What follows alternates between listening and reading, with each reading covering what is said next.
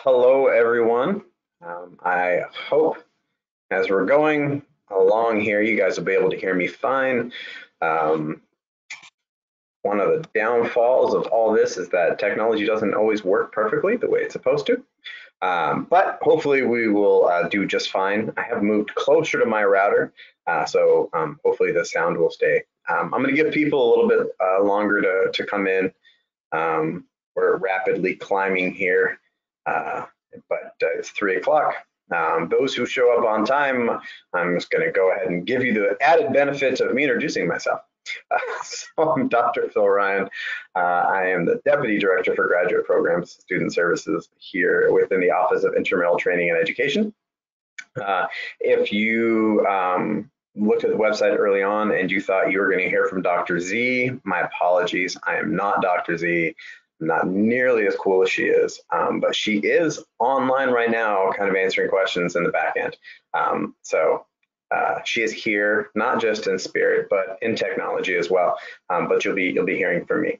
So again, I'm just going to give people a couple more minutes, just a little grace period. Technology can take a little bit. Although let's say up until about 15 minutes ago, I had a t-shirt on and a hat. So that's kind of cool that I get to work in a t-shirt and hat now that I'm not allowed in the office. So there are some benefits. The other disclaimer that I'm going to go ahead and give is that I am at home and I have 3 small children, ages 10, 8, and 6. So if you happen to hear noise in the background, maybe bumping, thumping, screaming, yelling, crying, laughing, giggling, I have 3 small children. I've asked them to be quiet. Their capacity for that is limited. So I hope you'll extend me a little grace as well if there happens to be noise coming in the background. Just to make sure everyone can hear me, if you could go ahead and throw in the question box, just say, yes, I can hear you. I know that's going to drive Kristen crazy, but all right. Nobody else has to put anything in. Somebody can hear me. Someone's saying louder. I don't know that I can talk much louder. My computer's right here. So good. We will go ahead and get started then. We're pushing about 300 people, and that's about, I think, half of what was registered, which is about what we're good for. So I will say at the beginning here, as a courtesy to Dr. Z, that if you want to ask a question about the certificate, that the answer is that you have to watch 5 of the 6 things within this series. And you can do that by going back and looking at the links for GoToWebinar. These are all recorded. Go back, watch the recording. Right? If you can go in, register, and watch the recording for 5 out of the 6, then you are eligible for the certificate. So someone's asking if you missed a series, you can go back online. So the registration links still work to take you to a recording. So if you go back and watch this, you'll actually hear this whole spiel all over again. Hopefully you can work through it. But yeah, so with that, I think we'll go ahead and get started. I like to start most of my talks with a poll. So I'm gonna go ahead and turn my camera off. I only had it on so that you actually know there's a real human being behind this voice and what I look like. Always makes it a little bit easier for me to pay attention if I know kind of an idea of what the person looks like. So this is me, and now I'm leaving.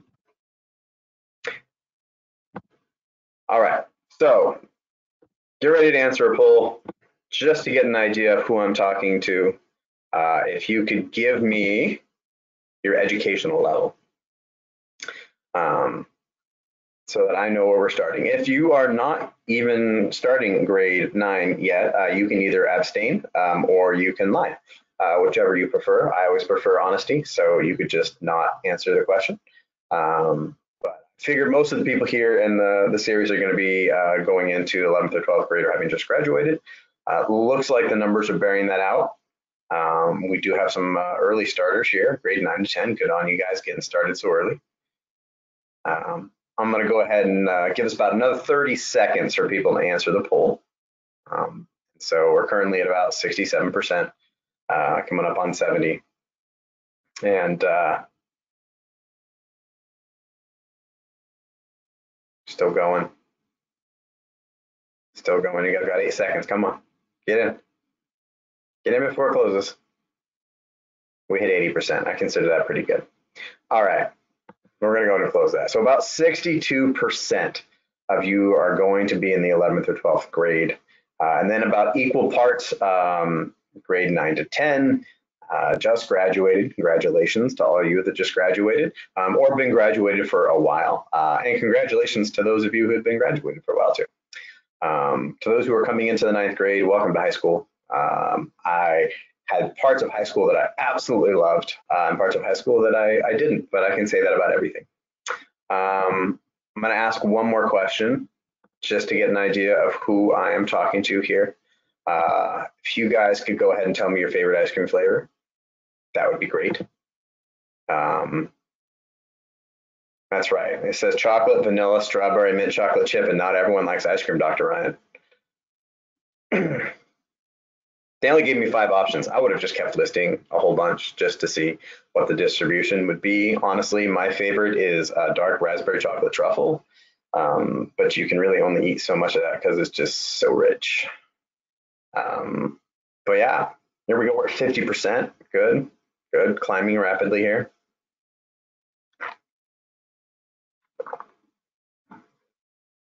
Give you folks about 20 seconds more to get that vote in. If I didn't put your favorite upper, I'm sorry.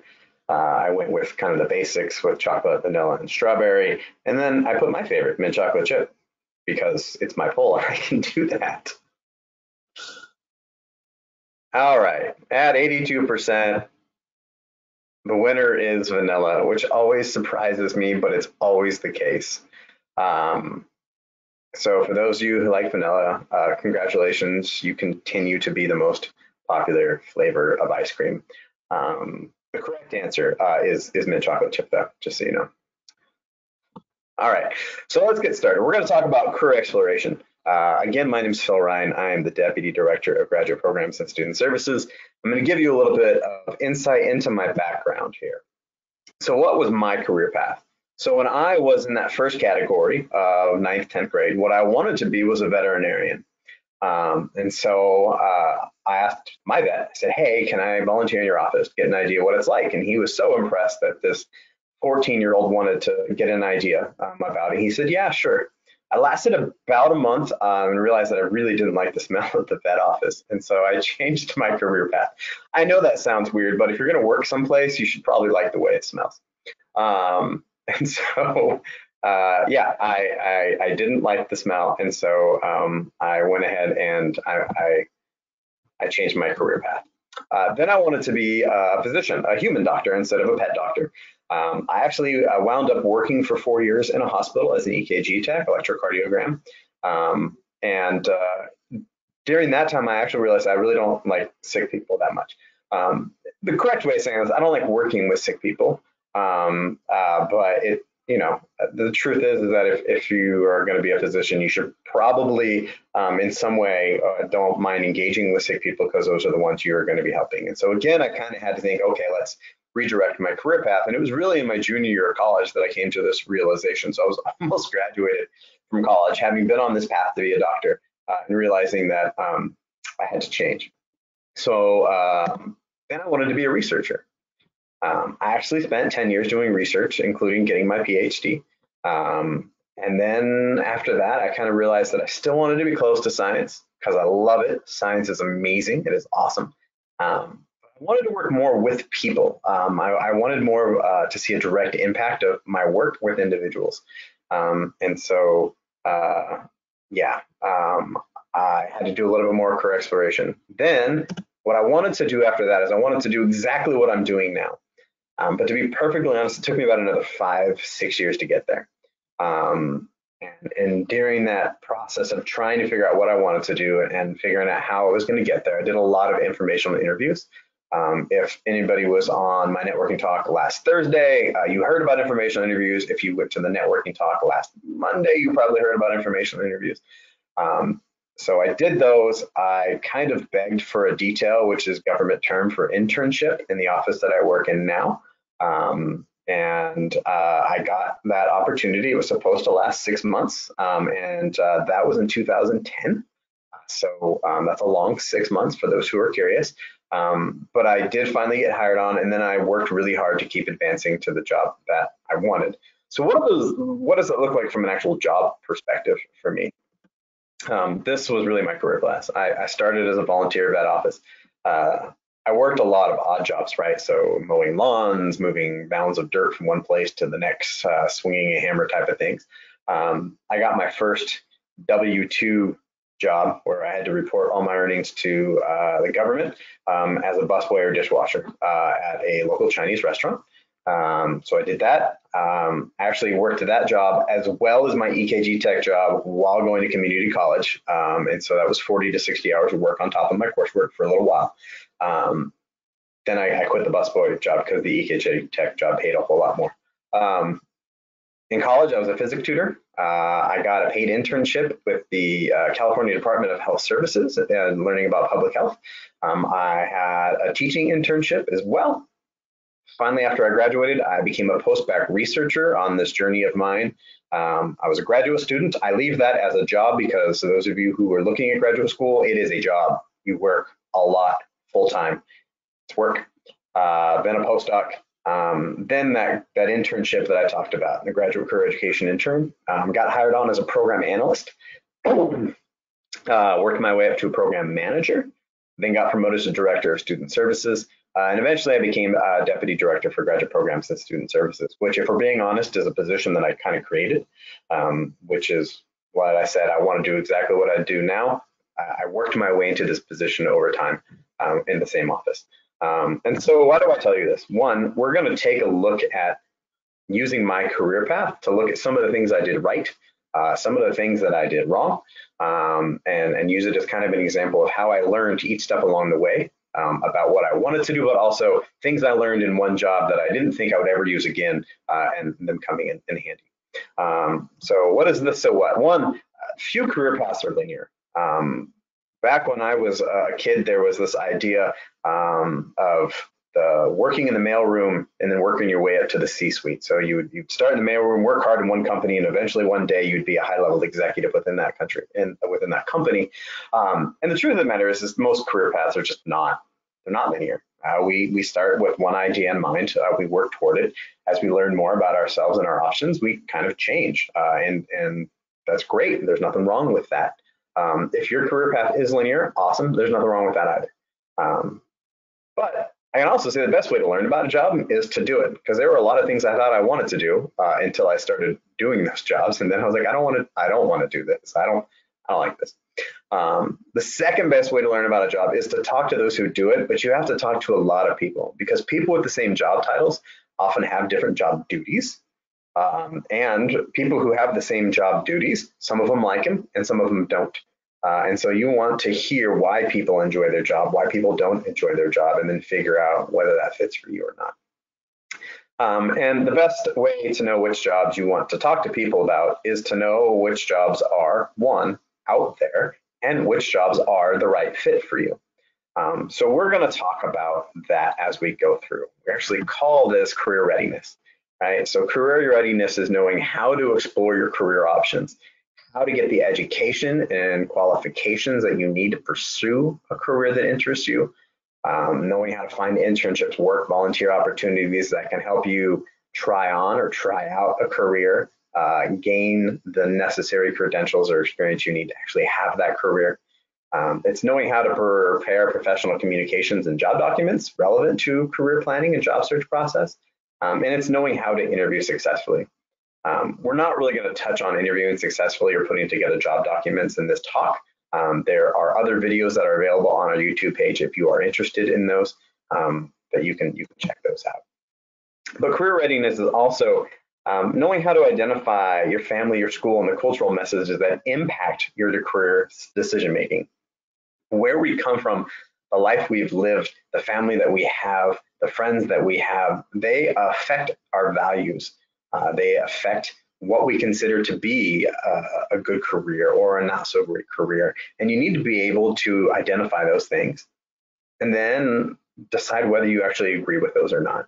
And then make decisions going on from there, but also recognizing what is important to you, and understanding how you can fit your career into those. And then it's also knowing how to develop the resiliency to grow through the process and thrive in a career that satisfies our needs. Every step of the way, when I realized what I thought I wanted to do, I didn't want to do, was a little hard, right? I loved animals. I loved medicine. Why would I not want to be a vet? And kind of realizing that smell bothered me enough. Do I really want to not pursue this because of that? And then realizing that I didn't want to pursue that, and then kind of being like, oh, well, gee, what do I want to do? And needing to persevere through that a little bit, and that self exploration and self-identification a little bit. So here are the elements of career planning, which is really the stage you guys are in. You're planning for a career, and that might change, and that's okay, because you have these steps along the way. The first part is knowing yourself. We're going to talk about that again in the next slides here, kind of understanding who you are, and then knowing based on your personality and things that you like to do, things that you're good at, and things that you hold valuable, what jobs are out there, right? And so that's the bottom, that's the foundation, knowing yourself and knowing what's out there. And then how are you going to gain the credentials? How are you going to get the experience? Does he really like it or not? And then once you've done that, applying to the right schools, applying to the right jobs, the right internships, and then getting into those schools and the jobs, right? The thing about this process is that it's constantly cycling. It's a very cyclical thing. You are going to change as a person as you grow. This is a given. Who I was when I was 16 is very different than who I am now. And so there are core elements of me that are the same, but things I enjoy at 41 are different than the things I enjoyed at 16. Things that are important to me now are different than what are important to me then. And so the jobs that were exciting to me when I was your age have less appeal now, and things that I wasn't attracted to are. The other thing is I had no idea a job like mine existed when I was 16. I grew up in kind of a small town. I didn't even know about research really, just in the abstract. And so as I learned about new options and new opportunities, figuring out who I was, I wanted to try and do new things. And so as you do it, you get to know yourself, you know your options, you try something out, and then you decide, do I like it? Do I not like it? What did I learn about myself? What did I learn about other options that might be out there? And then you're back at it again. And then you apply for a job in the job search. Believe it or not, while you're applying for jobs and interviewing for jobs, or for the right school or the right internship, you're going to learn a lot about what you like and don't like from that process. Right? And so you take that and you plug that back in. What did I learn about myself? What did I learn about my options? And then go again. So it starts though with knowing yourself. What are your interests within the field? Why do you like this idea of doing whatever it is that you're interested in doing? What is it about you? What is it about the job, the field, the profession that interests you? You need to learn about your personality style and your learning style. How do you interact with the world around you? How do you take in information? How do you communicate information? How we learn is different for everybody, and your personality and your learning style can help you be successful in different careers. What are you good at, right? Everyone has skills. At your age, most of them are still developing, but many of you may be highly developed in a lot of different ways. You should always be looking to make the skills that you have better. But what are you good at now? What do you want to learn to do? What are your work preferences or the values? We'll talk a little bit more about that in a little bit. Management and leadership style. Right? What motivates you? How do you like to be led? How do you like to be managed? This will also change out over time. And it will change from one job to the next as you get more comfortable with the work that you do. What credentials do you have? What credentials are you willing to get? Well, what's the amount of investment in education and in different programs that you're willing to put in to get to where you want to go? And then personal and geographic restrictions, right? There are some jobs I simply will not do because I do not believe that I should be doing them. And then Also, now that my family is rooted here in Maryland, it would be difficult to up and move. Not impossible, but it puts a strain on looking at a job somewhere else and saying, is this really worth it for me to take everybody away from their friends, their families here and move back? These can be boiled down really to skills, interests, and values. And we're going to start in this order. We're going to talk about skills, mainly because they're the easiest thing to talk about and understand. Your skills are what you're good at. They can be learned, they can be enhanced. They are typically described as a verb, right? Like, I was really good at purifying proteins. There's that ing, purifying. And so that's a skill. It's important to define your skills as specifically as possible, though, especially for the job search, but also the career exploration. The example I like to use for this is somebody says, I'm really good at writing. Okay, that is a skill,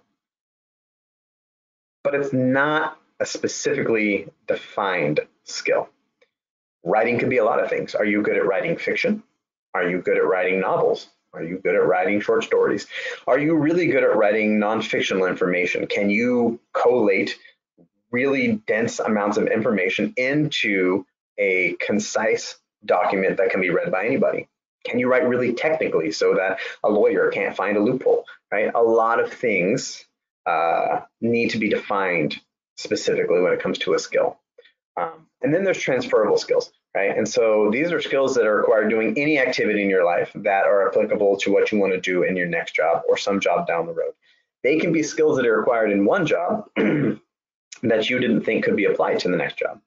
And many junior scientists or young folks and even advanced scientists have difficulty identifying these transferable skills. So what I thought we would do is start with, again, this job path that I talked about earlier, right? So what could I have learned in the vet office that I could use somewhere else? Well, when I was interning in the vet office, I learned about medical charts. I didn't know that I would then be reading and filing medical charts when I was an EKG tech, but I learned about the process by which they worked. Caveat, I'm old. These were actual physical medical charts where we like printed stuff out and wrote in them and put them in 3-ring binders and they went click really loud. Most everything's electronic now because, you know, you guys have the internet and the cloud and all that fun stuff. But what I learned when I was a volunteer at 14, I applied when I was an EKG tech when I was 19. Another example is when I was a busboy or a dishwasher, I actually trained many new hires who came in after me. They all had different learning styles. And I learned that I can't tell everybody the same thing the same way if I want them to be successful at their job, right? I became a teaching intern where I then taught students with different learning styles. As an EKG tech, I had to keep good records. Boom, when you are a researcher, you have to keep good records. Your lab notebook should be the most well-kept records anywhere. You should be able to very carefully go back and say exactly what you did, when you did what, with what. All right. And so I learned a lot of that as an EKG tech before I became a post-bac researcher. And all of these things, I worked hard. And I learned as a busboy and a dishwasher, working hard. Because I got to tell you, on Valentine's Day, on Mother's Day, heck, just because it's Friday or Saturday, there's no breaks. There's no slowing down at a restaurant. It is go, and it is a volume business. The more people you get in, the more money the business makes, right? So when that table, people get up, those dishes got to be cleared, it needs to be clean, and the next people need to be seated, and it needs to happen right now, all right? I also put work hard because you never know who's watching you. So I'm going to give you a quick story here because I find that these things are more interesting if they're stories. When I was a busboy, there was usually 2 of us who worked on busy days. I think this was a Mother's Day. And the second busboy called out sick. Couldn't find a replacement. I was all alone doing 2 people's work. And I worked and I worked and I worked hard. And I don't remember slowing down. But I do remember at the end of the night after things, we'd closed down and there was just a couple tables hanging out. This big, rough-looking guy came over and he handed me a business card. And he owned a construction company. And he said, anytime you want a job, I will hire you. he didn't know I couldn't swing a hammer. That you don't want me building things. That's not a good idea. But he liked my work ethic. He's like, I can teach you the construction. Can't teach people to work as hard as you worked. All right. So work hard. You never know who's watching. Just a fun story. So those are your skills. Those are things you're good at, right? And you can develop them, right? You can get better at things, you can work at them, but you need to know what skills you want to. Your interests are what you actually like to do. It doesn't mean that we have those skills. I actually like playing guitar, but no one is going to pay me to play guitar for them, especially if I'm singing. They might pay me to stop, but I like doing it. It's fun. I don't want to try and make a career out of it. And I actually like the career I have quite a bit, and it doesn't involve singing, and you're all welcome for that. But just because we have a skill doesn't mean that we have an interest, right? So this is the opposite of that. Like I said before, I'm really good at protein purification. I can protein purifies of different, or I can purify proteins of different sizes over different mediums. I can do multi-step purifications. I can get really high yield and really high purity, right? And those are really important things.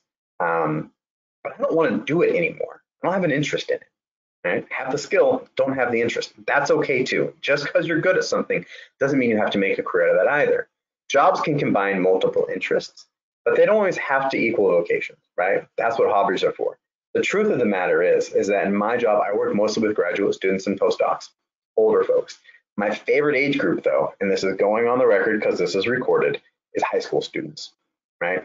But the type of work that I do with building of programs at the graduate level, I love doing. And I couldn't really do that for high school students in the same way. It's just a little bit different. And honestly, the people in my office who do it for high school students are much better at it than I ever would be. But I work in a high school ministry in my church because I love high school students and I like working with them, right? And so that's what my hobbies are for. So when you think about your interest, yeah, what do you like to do? But what do you want to do with what you're good at and what you're interested in? How do you identify interest? One, like I said, you can just reflect on what you really love to spend time on, right? At work or not. You can take interest assessments. There's a lot of them that are kind of out there on the web that are free. There's some you can do with career counselors or guidance counselors at your schools. If you've gone into a college, you can look at their career center and see whether or not you can go in and do interest assessments with them as well. But these are good ways to kind of identify what your interests are, because you might think, oh, well, I really like reading, but how do I get a job doing that? Well, you can start taking a look at the type of reading that you like to do. And what do you like? How do you like to process that information while you're reading? And what do you like to do with the information once you've processed it after reading? And then that starts to break out your interests a little bit more. So what are your values? Your values are what really matter to you. They're the most personal and the most commonly ignored and subject to a variety of cultural and personal influences. When I say most often ignored, a lot of people think, or a lot of people don't consider what their values are when they're picking a career. They say, yes, these things are important to me, but having this career is what I want, even though it doesn't match with my values. And that can actually cause a lot of problems. This mismatch between values and needs and the actual job is a source of job dissatisfaction and stress. And honestly, a lot of times it can lead to burnout, and you can walk away from a really great, high-paying, high-prestige job because you don't want to. It doesn't match your values. It doesn't fulfill you as a person. Right? We can break these kind of down into three different things. These are your intrinsic values, right? Your motivation or your satisfaction. You know, what drives you to go out there and do the work that you're going to do, right? There's extrinsic values, like the environment you're working in. Do you want to have the ability to telework and work at home? Do you want to work in an office? Do you want to work in an open space like Google where you can play ping pong? What about the pay and the benefits and the titles? Let's not pretend that money doesn't matter. It does, but it's not the only thing. But for some people, it's more important than others, right? And so where on your value list does the pay and the benefits, the prestige that you get from people?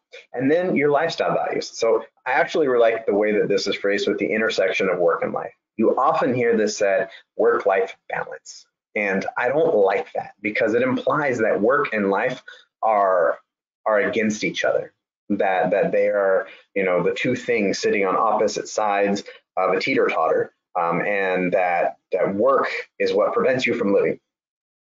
But work is really a part of life, right? And so the question is, how much of your life do you want work to take up, and in what way, right? And so these values that you're thinking about, what matters to you, right? And these will change. These will change without question. Your values are going to change. Your interests are going to change, and your skills are going to change over time. Sometimes they will change in such a way that your career's trajectory is not going to change at all. And sometimes they are. Right? But we need to be aware that these things matter when picking the career we want to go on for right now. And so, like I said, it develops over time. If we pay attention to what we like and don't like in school and out of school, we call this what happens in life. What are we good at? What are we not good at yet? Right? Here's that growth mindset you've probably heard a little bit about. Again, in and out of school. What drives us, motivates us, what really matters to us, and our personality and learning style and how we shape our world. And so I think I really want to stress this, that this doesn't just happen. You don't just go through life, and as life is happening, all of a sudden you grow in this self-knowledge. It takes time to reflect. It takes intentionality. It takes you sitting down and saying, what did I really enjoy about that experience? Man, I left with a giant grin on my face. What was it about it that made me so happy? Right? So that you can start to parse out those things. Right? And the truth of the matter is that almost every job and every person in every job has things that are awesome and things that aren't. Right? And the things that are awesome for me are not always awesome for other people. And the things that are awesome for other people are not always awesome for me. Right? And so you have to know these things about yourself, and you can't learn these things if you don't sit and think about them a little bit. Okay, so this brings us back to the elements of career planning. You know who you are, what your skills, interests, and values are. You have to figure out what your options are, right? So what types of jobs are available to individuals with degrees, past experiences, and what you have? What jobs are available that meet your skills, interests, and values? Right? What are the details and responsibilities of the position? Right? So specific job demands and tasks, but also the unspoken rules of the trade. So here's the truth of the matter. If you looked at my statement of work, which is what is supposed to outline everything that I do, it covers about half of what I actually do. And that's a good thing, because I would be bored out of my mind if I only did what was on my statement of work. What I love about my job is the variability. It changes all the time. But that's me. I like that I can change what I'm doing from day to day. My Tuesday looks much different than my Monday. If you were to look at my calendar, you would probably think, do I even have a cohesive job? I do, because it all fits within the umbrella of what I do. But if you were to just look at the job posting that was put up that I applied for, you would have no idea what I actually do. So you kind of have to talk to the people who are doing it. You need to know the qualifications and experiences needed to get there. You want to know the salary and typical benefits, the perks and advancement opportunities. A lot of times we can think, man, that person has an awesome job. They must get paid a ton of money. And then you actually look at the salary number and realize that we don't. Right? You might be, oh, this person has a doctorate. They must make a ton of money. And then find out that no, that doesn't mean that people make a ton of money. So you want to do your research to figure it out. Because there's a lot of jobs out there that pay a lot better than you think they do, and there's a lot of jobs out there that pay not as well as you think they do. But again, money is not everything. There are other benefits that fit in. There are other advantages, but also where you enter career is not often where you're going to exit that career. What advancement opportunities are out there? You want to know the downsides, the risks, and the typical derailers. People who come into this field, why do they leave? Why do they fail? What are the risks of coming into this, right? So if you're thinking, man, it would be super exciting to work in a startup, a biotech startup. Okay, what are the risks in that? Well, most of them fail at some point and run out of money. That's a risk. The downside is that they can be a real high stress environment, can be incredibly rewarding. The salaries can be great, and the advancement opportunities of work can be amazing. The truth of the matter is, though, it's a lot of work, and not everyone's cut out for it. Okay. Here's a little bit more on options, and then we're going to do another poll because I think it's time for a little bit of a break here. You want to know the field that you're going into, the field, not the specific job. Is the field expanding or is it contracting? Will there be more jobs in the field that you want to go into in the future, or will there be fewer? Right? Just because there's going to be fewer doesn't mean you shouldn't go after those jobs. It simply means you should be aware of the fact that the competition is going to be higher. Some decision notes, the amount of schooling you're willing to consider, right? College isn't for everyone. Graduate school isn't for everyone. Not everyone wants to invest that time and that money. And so you have to look at the job that I want. Do they require it? And is it worth the investment that I'm going to put into it? The amount of risk you're willing to accommodate. Your ability to relocate, your ability to put in extra hours and extra works to climb the ladder, and how much of this work-life imbalance, at least temporarily, are you willing to tolerate? So the example I give in this is when going after a PhD in grad school, it is not a 40-hour-a-week job. It is way more. And there can be some really long days because your experiment doesn't have a watch. It doesn't care what the clock says. Your experiment's going to run until it's done. And there were a lot of nights where I was leaving the lab at 11 o'clock at night after having been in the cold room for about 4 hours and being really, really cold. And honestly, early on, I loved it. Didn't mind it at all. Once I started to have a family, I wanted to be home for dinner. It changed. My values changed. Therefore, my options changed as well. And then the level of responsibility and independence you want in the long term. Exploration leading to a list of specific jobs and sectors that you will target. This is the idea, right? This is the idea that you will do the skills, interests, and values. You will do the research into what's out there that matches those, and then you will have this list of jobs you can go and find out the real information about. But before we move on, let's go ahead and let's take a break for a poll here. Here's your question. Coffee break, yes or no?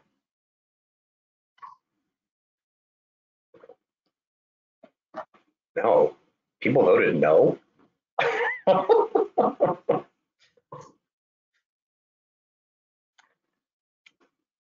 I guess I should have included not everyone likes coffee, Dr. Ryan. All right. We won't take a coffee break. Yeah, it's really that last one. You're right. I just needed to get a drink here. I do appreciate you guys answering the question, though. It makes me really happy.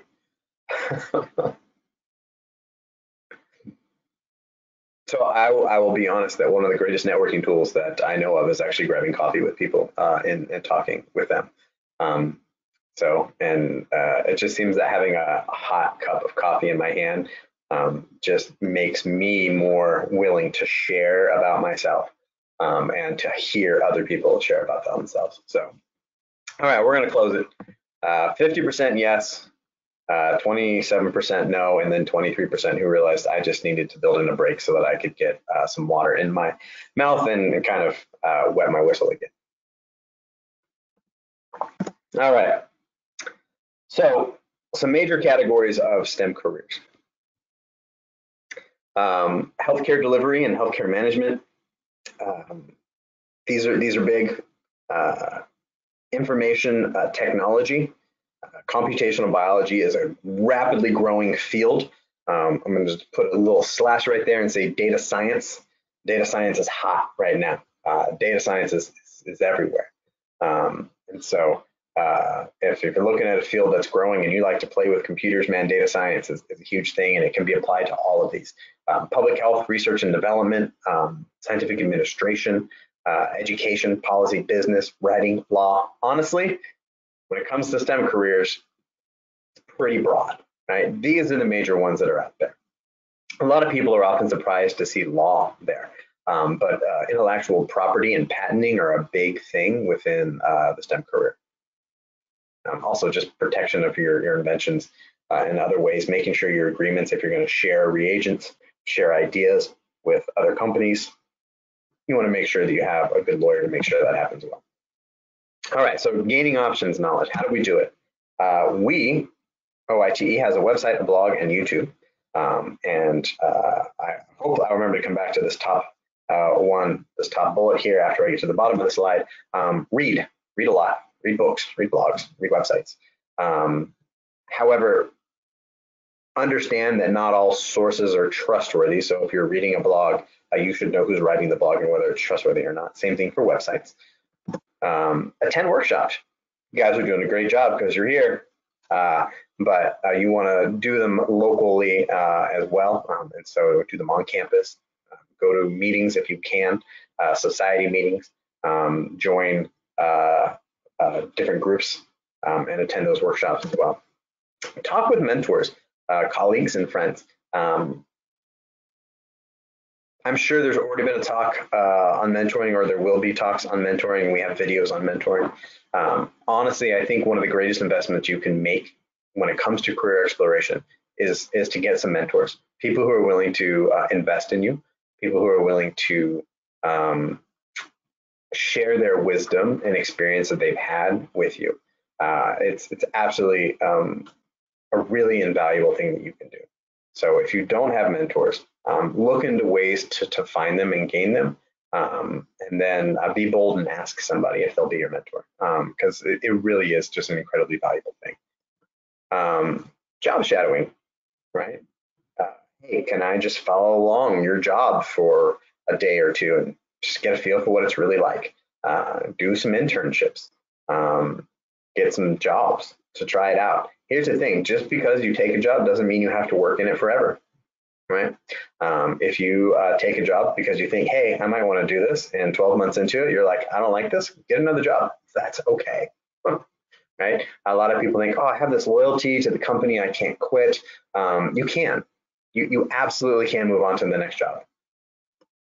And then informational interviewing, right? And so the reason I said I hope I come back up is that just today, the OITE blog published a blog post on informational interviewing. But what it was somebody who had attended a workshop like this given by one of our career counselors on informational interviewing. And she took all that information and she put it into a blog post. And it's really, really good. It was so good that the career counselor who gave the talk was like, can I publish this on our blog? So go ahead and take a look at our blog about that. We're going to do our last poll here. And I'm just going to go ahead and launch this. Do you know what an informational interview is?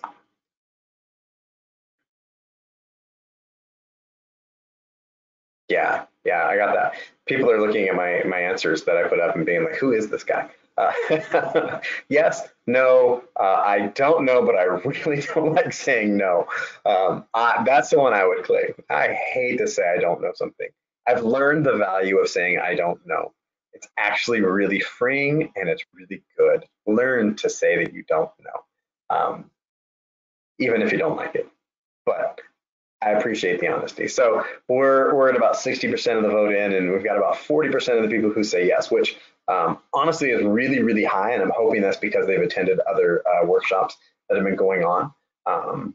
What I can say is that when I started in this job, had we put this poll up, that number would have been way lower.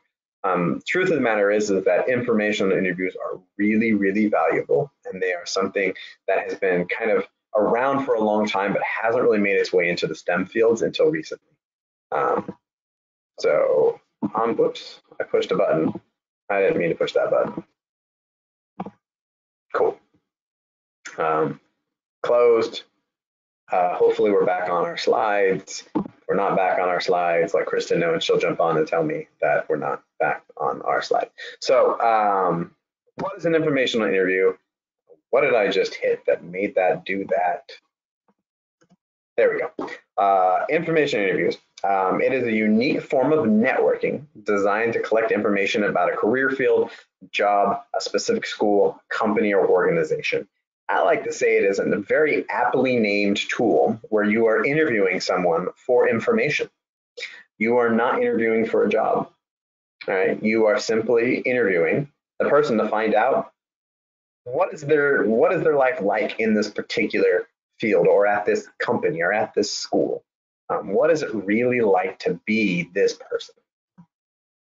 So what do? They help you prepare a strong application, whether it be for an internship, to a school, to a job. They help you get the inside information to put that strong application out there. They're also a really good way to find a career path and get information on current job openings or future job openings.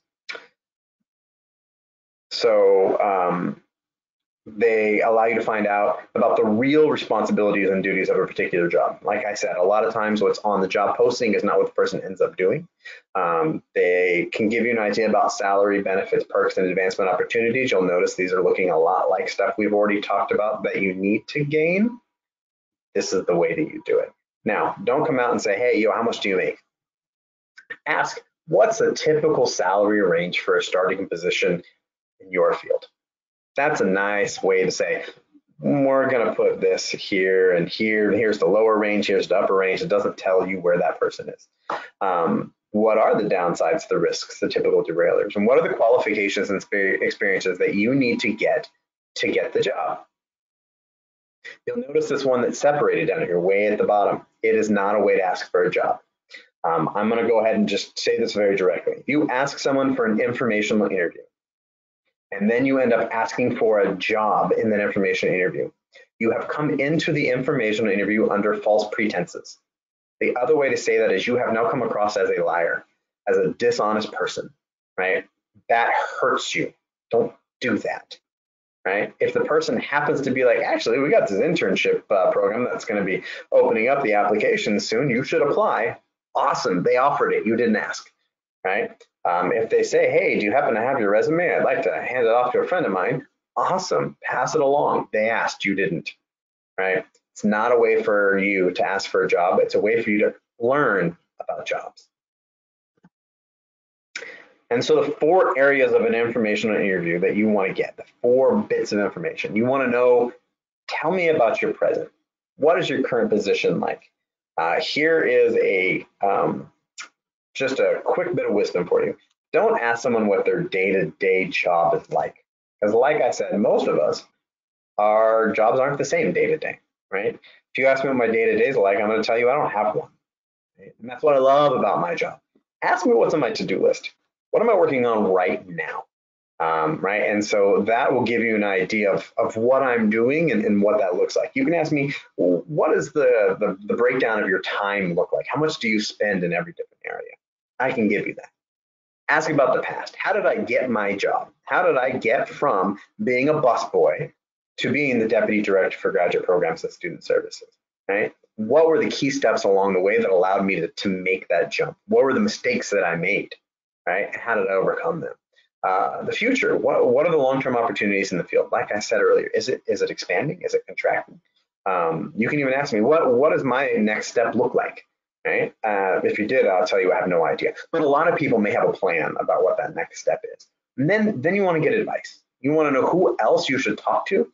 You should want to know what questions you should have asked that you didn't. You should ask what professional societies or clubs should you be joining. And then you can look at some of your value exercises and ask questions from that, right? So you can say, what's really important for you is that you want to have set hours to make sure that you're home at the end of the day. And you can ask, do you leave on time every day, right? Or at least 90% of the time, are you getting out of the office to be at home at time to have dinner with your family or put your kids to bed, whatever it is. Right? I'm using that because that was a huge value for me when I started looking for a job, right? And it was one of the things that led me out of the lab and into this position is that I could be a little bit more certain that I was going to be home and see my kids. Okay. All right. So how do you get an informational interview. So one, you can do a cold email like this. You can look at somebody and say, man, that job looks interesting. And you can just write them, dear so-and-so, I'm a high school student or a recent graduate, and I'm interested in a career in whatever this person's doing. I admire the work that you're doing at your company, and I would love to learn more about what you do and how you got to where you are in your career. Would you be willing to spend 15 to 30 minutes of your time to do an informational interview with me? I can be flexible to fit your busy schedule. Thanks in advance. Right? It's a pretty simple email. The key to it is that it's short, right? Because the truth of the matter is when long emails show up in busy people's email boxes, we don't tend to read them all. So keep it short. And then if you don't get a response to your first email, wait 5 to 7 days and send a second one. I'd like to follow up on the email that I sent you last week about the possibility of doing an informational interview. Would you have time to talk? Again, I can be flexible to fit your schedule. I look forward to hearing back from you. The easier way is to have what we call a warm introduction or a warm handshake. Right? You know somebody who knows the person. Right? So y'all are participating in all these things and you've heard speakers. Hopefully you've connected with some of us on LinkedIn or sent an email to kind of set up some type of relationship. And you're like, man, I would really like to talk to somebody who does this amazing type of neuroimaging research. And you happen to know the person, say, I would like to talk to Dr. X. Who do I know that knows Dr. X? Oh, Dr. Ryan knows Dr. X. That's awesome. I'll see if he can introduce me. And that's the warm handshake. Yeah, that works a little bit better than a cold email. Although, honestly, if you send a follow-up email, most people are going to respond. The truth is people like to talk about themselves. Right? And that's what an informational interview is. It's an opportunity to talk about ourselves and our experiences and share with you what we've learned along the way. And that's actually a valuable thing for us. I find great value in sharing my wisdom with people, or what I consider to be my wisdom. I like to think it's wisdom, but at least my experiences and what I've learned along the way. So when it comes to your career exploration and things that you want to do, remember that there really are no right or wrong answers. And no job gives us everything we want and need. We need to pay attention to the things that are most important to us and see if we can fit those top priorities into a position. You need to meet some of your needs outside of work.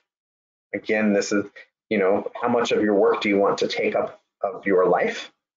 And outside of that, how are you else going to meet those needs? And we change jobs and careers when we need to rebalance or change. Dr. Sharon Milgram, the director of our office, if you look at her career, she likes to talk about that 8-year itch, where she's in a position for 8 years and then she's kind of like, kind of want to do something else. Now, she's been director of OITE for a very, very long time now, I think 13 years. So we're all hoping that she doesn't get a 13-year itch. We're hoping she sticks around a little bit longer with us. But the truth of the matter is that her job at OIT has changed dramatically over time. And so she didn't really need to change what she was doing or change positions. She was able to change within the position what she was getting done. The only person who has to be happy with your career choice is you. This is really hard based on different cultures and backgrounds. But the truth of the matter is that at the end of the day, it's your career.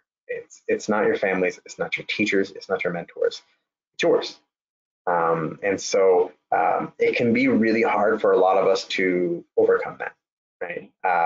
My father grew up as a sharecropper. He picked cotton as a child before and after school. Then he went to the military to pay his way through school. There was a lot of pride in the work that he did for the entire family. He was the first person in his family to go to college and graduate. He was the first person to really be able to buy a home, right? But he was always focused on making the family proud a lot of the times and stuck with jobs that he wasn't really happy with. He ended up great. It worked out wonderful in the end. But it was kind of after he threw off this idea of trying to make everybody else happy with his career. And so it's your career. And nobody expects you to throw off all the years of socialization and cultural work that's been part of making you who you are right away. It's a process for everyone. But start to think about that now. It's your career. And at the end, you're the one who has to be happy with the choice. Also, we all change over time. And most students are going to change their career course in college and beyond. It's really interesting. There was a study that looked at PhD students going through biomedical research programs, and most of them in their third year changed their career trajectory. Most, more than half. We're kind of like, yeah, I've been on this track for a long time, but I think I'm gonna change here. I'm gonna make a pivot, and that's okay. And our work has to be compatible with the life we want, right? And so this is where those values really come in, and understanding them becomes super important. So the question is, if you did not care what anyone else thought about your choice, what would you do? And if your answer right now is, I don't know, that's okay. You don't need to know right now. You've got plenty of time to figure it out, and you have got plenty of time to change your mind many times. You guys saw mine. I changed mine multiple times. I only showed you about 4 of them, but there were other shorter periods of time where I was pursuing other things, right? Like I actually considered a career in public health education until I did that internship and was like, no, thank you. And then I shifted directions. So I'm going to get to questions in just a minute. So I'm gonna also throw out this honesty. Choosing can be hard because it feels like you're stepping off a cliff, right? And it often feels like, oh, if I make this choice right now, there's no going back, right? But the truth is that you never know unless you're going to let yourself try. But I also want to say this: you may never be able to go back, but that doesn't mean you can't keep going forward or go a different direction or go someplace else, right? Yeah, okay. So you try something, and you can never go back from having not tried that. But you learn something along the way. You shift directions, and you go. I'm gonna put this up again because it really is a cycle, and every step of the way, you need to be stopping, taking a moment to ask yourself, what did I learn about myself? What did I learn about my options? Right? Do I want to continue along this path? If I do, great, take the next step. If I don't, let's circle back. What did I learn about myself? What do I know about options? Let's take another path. I started out as a volunteer in a vet office and mowing lawns. And I ended up doing what I really, really love. And I had no idea this job existed when I started. Right. The truth of the matter is that I didn't even know I wanted a PhD until I was almost at the end of my first year as a postbac researcher. Right. So believe it or not, I was at the old age of about 23 before I decided to get a PhD. I know, ancient, right? You're going to learn about yourself as you go along. Take the time to ask yourself questions. What do I like about this? What don't I like about it? And understand that you can make pivots and changes and turns in your career path, and that's okay. I'm really, really happy with my career now. And I think that that's because I was willing to look at what I liked and didn't like and be able to turn. I probably would have done a lot more research early on if I had known the stuff that I know now, but I was at least willing to assess the situation and make changes when I needed to change. So here's 3 things I like to put at the end of my talks, right? 3 things for success. 1, work hard. Whatever you do, work hard at it. Put effort in. If you're working a job and you don't like it, work hard at it until you get another job, because you never know who's watching. There might be an owner of a construction site watching you bus tables and come and offer you a job simply because you work hard, right? Work hard. Right? It leaves a good impression. It also sets good habits of working hard. But work smart. If there is a way that you can do the job more efficiently, do it. Don't be afraid to make suggestions on how to do a job better, right? And that goes for your schoolwork too. If you can study more efficiently, do it. If you can work with people on a project more efficiently, do it. Work hard, work smart, but have fun. Right? And I put have fun down because 1, life is more fun when you have fun. I know that's kind of mind blowing, but it's true. But also, people like to work with people who are fun. right? And I've learned something as my friends have started to climb into these high positions within companies, that now they're determining who within the company gets a bonus when the company does well. And they determine it on two things. They determine it on what did you do and who did you bring along with you?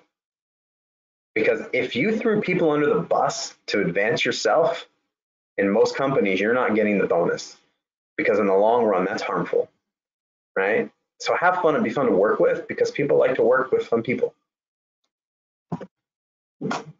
Here's some resources. These will be in the slides.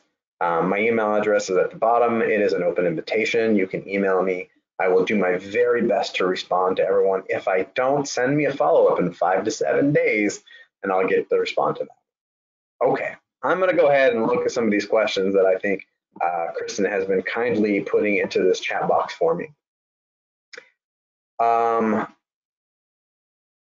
So apparently people are saying, I have multiple interests. Which one do I act on and make into a career? That's a really good question. And the answer is, it depends. It depends on you. You can't make decisions on interests alone. Interests, your skills, and your values. And also, like, if you narrow down to a few interests that seem like they're mutually exclusive, that they can't coexist in a career, try one. See if you like it. If you don't, change. I know that 2 or 3 years seems like a lot of time when you're 16 years old, right? And the truth of the matter is because 2 years when you're 16 is 1/8 of your life. It is a big portion of your life. That's why it seems like a big portion of your life. When you're 40, let me tell you, 2 years is really not that big of a deal. It's worth the investment. So try to think of yourself when you're 40, when you're looking at a time investment, and make the investment based on that. If you have to decide, should I invest in this right now? How do you find the right balance between your personal interests in your job and its financial prospects? Because what you love doing doesn't always let you earn the living that you expected. So first off, let me just say amen. That is absolutely true. This is where your values come in, right? If money motivates you more than actually doing what you love, there's nothing wrong with that. Those are your values. Pursue the money, right? It wouldn't work for me, right? And I'm blessed with one of the most amazing wives in the world, who would rather I be happy and not make as much money than make more money and be unhappy. But if money is a strong motivator for you, it's okay to make that one of your top values. There's nothing wrong with that, if those are your values. So how do you make that right balance? You test it out. But also, let me say this: what you make when you enter a career can be very different than what you're making in 5 and 10 years in that career. Because, like I said, very few career paths are linear. So you might look at it, oh, if I start in this company in 5 years, the average person is making only $10,000 more. Well, that's the average person. What if you don't take that path? What if you get in there and you're like, wow, I really like doing this, but I also really like doing that. And now I can combine these two within this company, create a new position. And hey, who knows, maybe you get to set your salary as well. And so again, these are things that you're going to test out, that you're going to try as you go along. I know maybe it doesn't sound fun to test things as you go, but really that's what we're all doing through our entire career. We're really just trying things out and seeing what we like, and if we like it, we keep on, and if we don't, we can change. Question: so an information interview isn't a place to ask for a job, but could you follow up with a person with an email after the interview, having made a new contact, and ask if there are any job opportunities available? Great question. And the answer is, if you do it the right way, yes. What you can say is, hey, I'm going to be looking for internships next summer. I really liked hearing about what you were doing. Do you know of any internships that are in your field, or within companies in this area that you think might be valuable for my career advancement? So what you're really saying to them is, based on your experience, can I gain experience doing an internship, and do you happen to know where any of those are? Right. So again, you're not saying, hey, can I have a job? You're saying, hey, you're really smart. You work in this field. Would an internship benefit me, and do you know where I can get that opportunity? What did Dr. Ryan study in undergrad and graduate school? So my undergrad degree is in molecular and cellular biology, with a minor in sociology with a focus on social justice. And in graduate school, I have a PhD in genetics, but you should also know that my dissertation has not a single genetic experiment in it because my mice went sterile at back cross 8 2 years into the project. I lost them all and I became a protein biochemist because proteins don't go sterile and you can make new ones in a week. In today's quick-paced working culture, do you think that it is ever too late to find a career path of your choice? No, I really don't. I have worked with people who are coming back for a second career after their kids have gone off to college and they're changing everything about what they're doing. And so, especially when it comes to computational skills, if you can do the work, a lot of people don't really care if you have a degree in computer science. If you can code really, really well and do great projects on time and on budget, yeah, I don't think it's ever too late to find the career path of your choice. Again, I didn't start in this career path until I was about 30, 31. All right, and I already had a wife and a kid and a second one on the way. And so you can change constantly. I think it's okay. What would you say was the one defining moment in your journey to finding a great career path for you? One most defining moment. I don't know that there was one. I'm going to say what were the defining experiences that I had. I know that's probably not the answer you want, but I'm going to give it to you anyways. So when I was a graduate student, I was a graduate student at the NIH, and the office that we work in now, OITE, didn't exist. And so the graduate career or graduate student council was actually the ones that was involved in doing a lot of the career exploration and the career development and doing a lot of the networking. I was very involved in that. And I really, really enjoyed it. And so when I knew I didn't want to do research anymore, I was able to look back and say, what did I love the most about graduate school? And say, honestly, it was that work. It was that work with the Graduate Student Council that I loved the most. And so I started to find ways that I could get into a career doing what I had done on the Graduate Student Council. So not a moment, but an experience. How can you tell if you are being necessarily cautious or afraid to leave your comfort zone?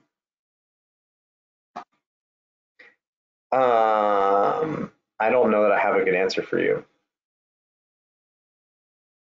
I'm sorry, I don't. Because that is going to be based on so many factors. And only person who can really make that decision is you and the people in your life that are going to be affected by it.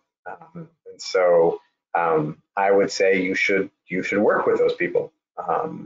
I don't make it a decision that's a career or life decision without sitting down and talking to many people. First of all, being my wife, but then also other people that I consider really, really wise before I make that choice. So I can't answer how you can tell. What I can say is do the work, talk to people you trust, get wise counsel from mentors and friends and family and faith leaders and whoever is in your community. And then if you really feel like it's time to take that leap, but it's fear and not caution, then you got to decide what you need to do. What is a good way to ask someone why you weren't chosen for a particular position or internship?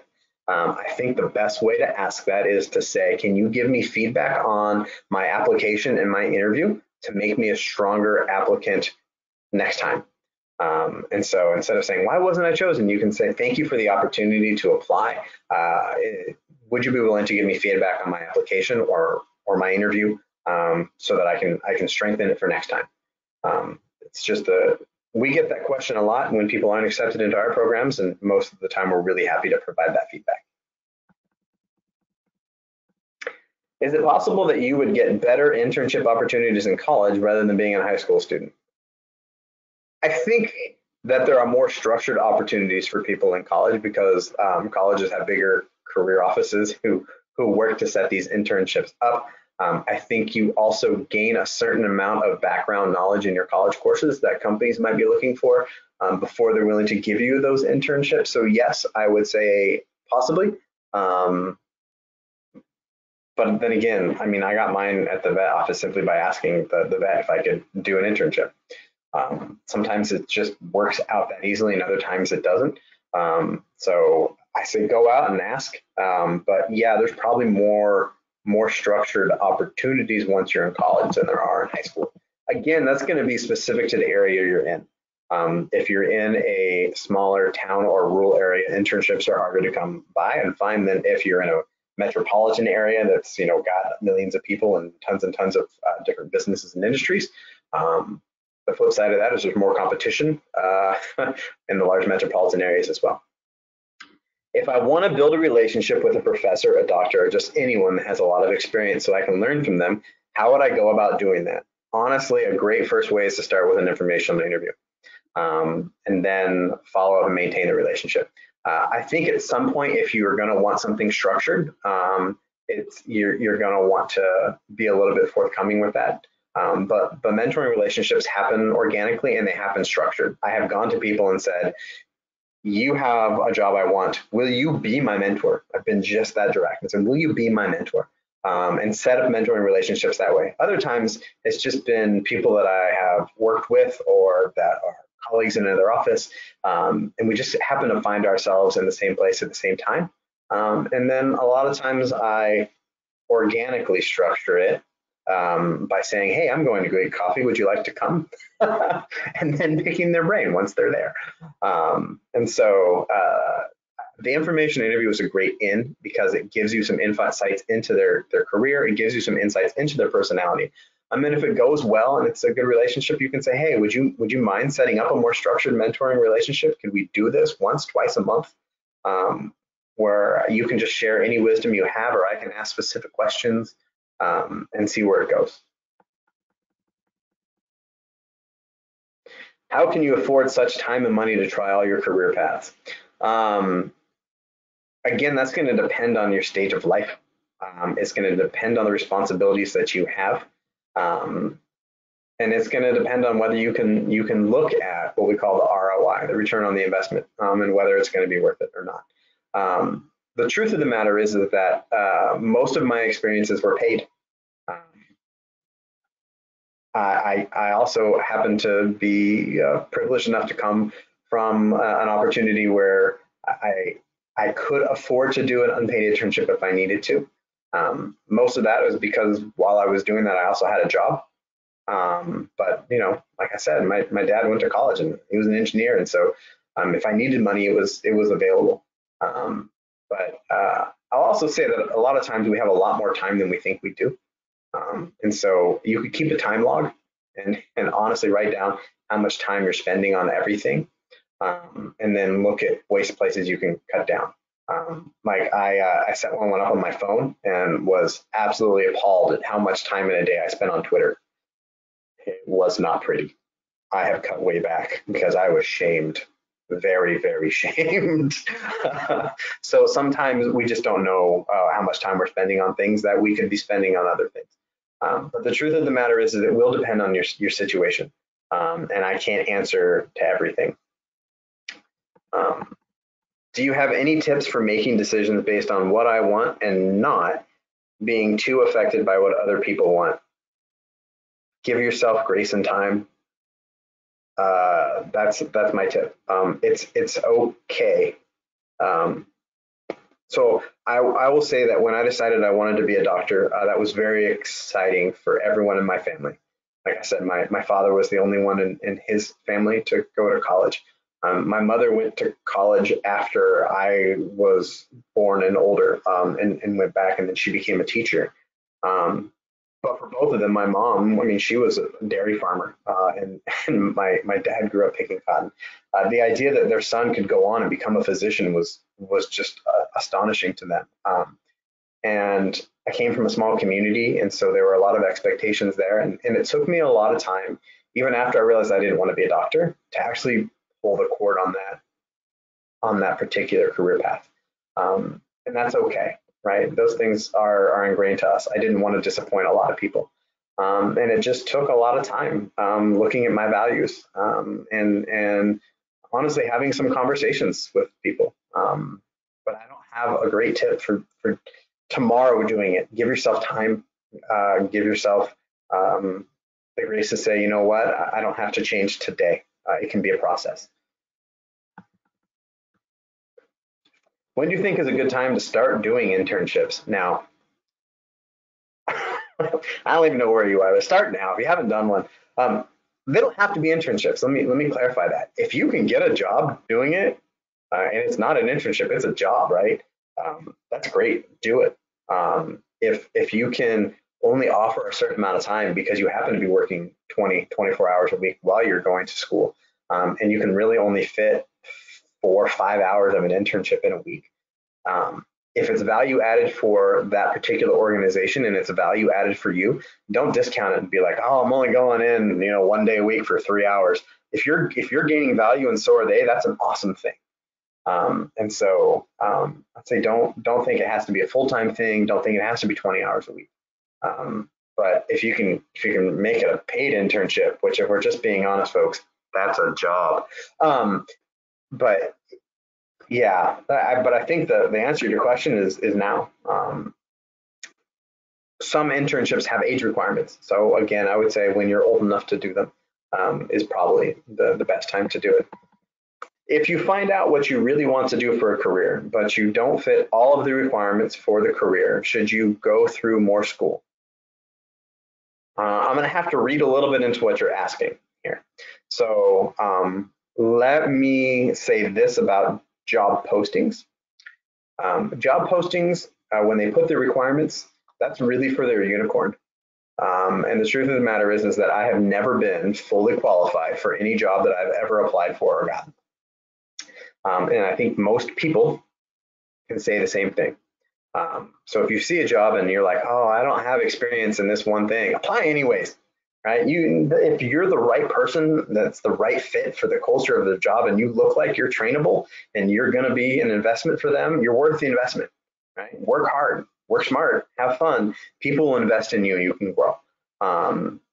But the answer to your question is, if you're looking like, I want to be a principal investigator and associate professor at a university, and you don't have a PhD, the truth of the matter is, yes, you should go to school if that's what you really, really want to do. You have to determine, is it worth the investment, right? Is it worth the time? Is it worth the money if it's going to cost? Is it worth let's be honest, the loss of wages, right? Because if you're in school for 5 years and not working, you would probably be getting paid more at a company than you get paid as a graduate student.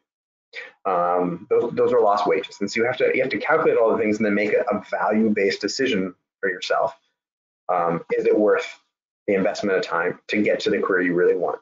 I'm reading your question. If you find out what you really want to do, but you don't fit all the requirements, should you go get whatever you need to meet those requirements? If it's what you really want to do, I think the answer is yes, but you have to weigh the costs for everything. How do you know you can do a certain job? Try it.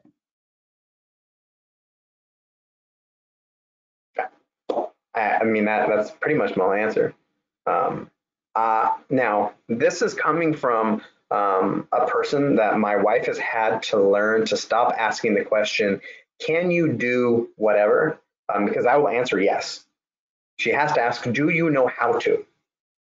Because yeah, I can do that. Can you fix the fridge? Of course I can fix the fridge. Do you have any idea what you're doing? No clue. But I'm convinced I can figure it out. But the only way you're going to know is if you do it and learn. What jobs do you apply for to gain biomedical research experience? Well, if you are in high school, you're going to want to look at internships within the biomedical research enterprise. So there might be colleges that take juniors and seniors as an opportunity to give them some research experience. The NIH has I want to say 17-year-old age requirement to be a part of our summer internship program. But that's a great way to gain experience. But also understanding that if you don't get research experience while you're in high school, you can still have a great biomedical research experience. You can gain experience while you're in college. Let me just go ahead and divulge a dirty secret. I never did research when I was in high school or college. I did not. Not one minute of it. And so I still was able to get a post-bac research position. And I had a career because of it. So you just need to keep your eyes open. You need to look. Google is an amazing friend. So go ahead and use them and look for places to gain those experiences. There are jobs that you can get without an advanced degree. And that's a great way to get research experience as well, and get paid. So is it better to get a paid job or an unpaid internship for experience? I mean, I'm gonna go with one of my value-based answers here and say money is better than no money. I mean, if I'm gonna be doing the same job and I can get paid for it, that's better than not getting paid for it.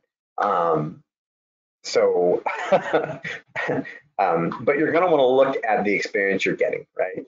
Is it the experience you want to get? Is it the experience that you need to get where you're going? If you have the luxury and the ability to afford to do an unpaid internship, and it's going to get you the experience that maybe a job that pays isn't, then you have to, again, make that value-based judgment. But within the biomedical field, I think most of us have moved to paid internships. And so a paid internship and a paid job, I think the only difference is that an internship is like term limited, and the way you get paid doesn't go on a W-2, it goes on a different tax form. Right? If you're getting paid and you're working, I call it a job, whether it's an internship or not. But hope that answers your question. How important do you think connections are in the physician and research fields? How instrumental were your father and other connections in the field in securing jobs and other opportunities that placed you where you are today? Okay, so my father is an electrical engineer, and he ran and he kind of oversaw and built power plants. So that didn't really help me a whole lot with the connection thing. But I will say that connections when it came to my career advancement were absolutely essential. I got my position as a post-bac researcher by applying to a job, being persistent, following up, interviewing, following up after the interviewing, and then honestly calling the person and say, I have another job offer, which I did, wasn't lying, but I want to do this job. I need you to tell me by the end of today whether you're going to hire me or not. And the person hired me. And that's how I got my post-bac experience.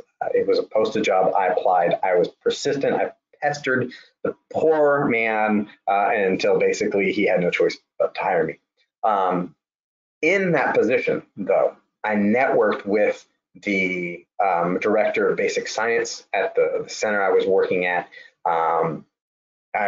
Most of the people worked late. They came in around 10 o'clock in the morning because research, and I came in early because we had 2 tissue culture hoods for 24 people, and I wanted to get my work done before anybody else came in.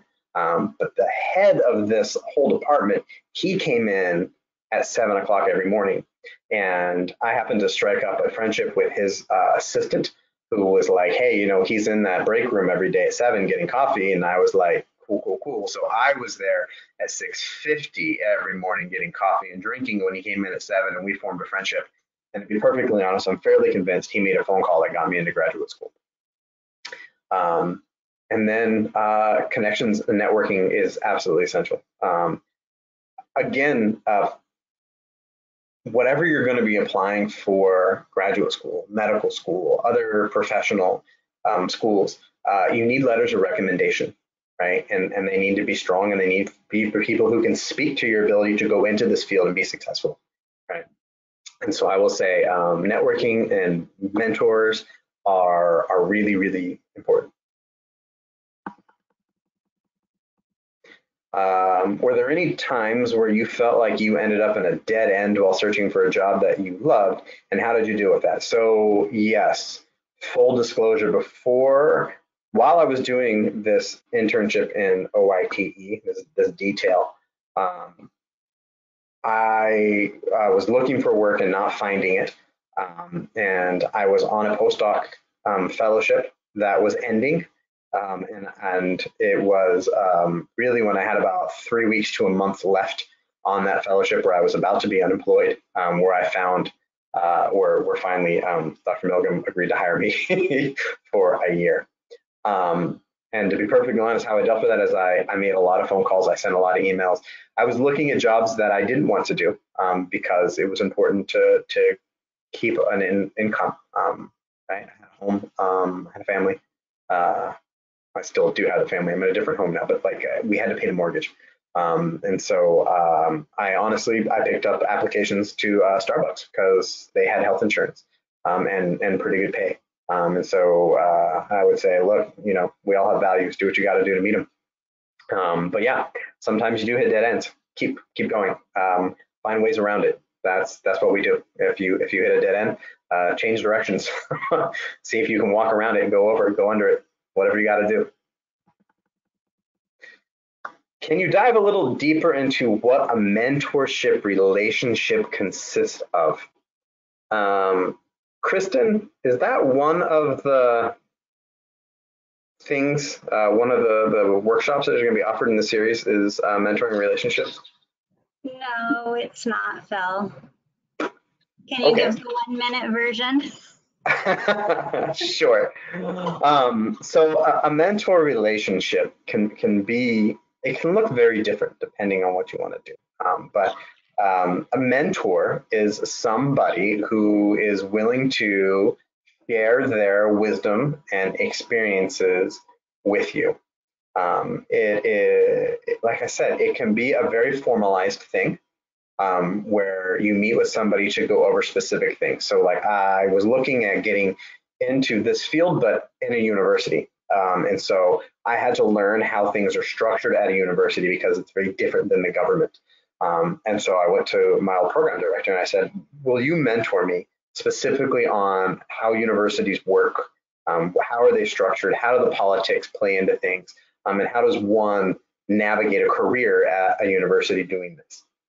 And she was like, absolutely. So we actually met once a month for about a year and a half. We would get together, we would have lunch, we'd have coffee, and then I would have a list of questions. And I would go through, and then she would take the conversation where it needed to go to make sure I got the information that I needed. Other mentor relationships, I will assume that Lori Conlon is not going to come on and hear this, but Lori Conlon is one of my mentors. But it's not structured, right? I can just pop into her office, ask her a question, we grab coffee, we talk, we send Slack messages, we text message. There's this friendship, but there's a mentor aspect of it built into it. I can always go to her and say, I don't really know how to address this situation. Do you have any advice? And sometimes it's no, she doesn't. And sometimes it's yes, she does. And sometimes it's we've all been here, just keep going. And so what it consists of depends on what you want to get out of it, I guess is the best way to answer that. But we have entire workshops on it. I think they might be up on YouTube. If not, I'll see what we can do about getting one up on YouTube. Because that's probably a good one to have up. And I think Sharon actually did one earlier this summer. Yeah, I think that's true. Phil, thank you so much. Just one that I wanted to answer. I got quite a few questions that were, I want to work in X field. What experience can I get? What major should I have? And so in general, for all of you that are asking those types of questions, again, as Dr. Ryan said, go do informational interviews with those folks. We don't know everything about every field, but go find someone in that field who can answer all of those questions for you about the path, some possible jobs, some possible internships, majors, things like that. But thank you so much, Dr. Ryan. This was really fantastic. I really appreciate it.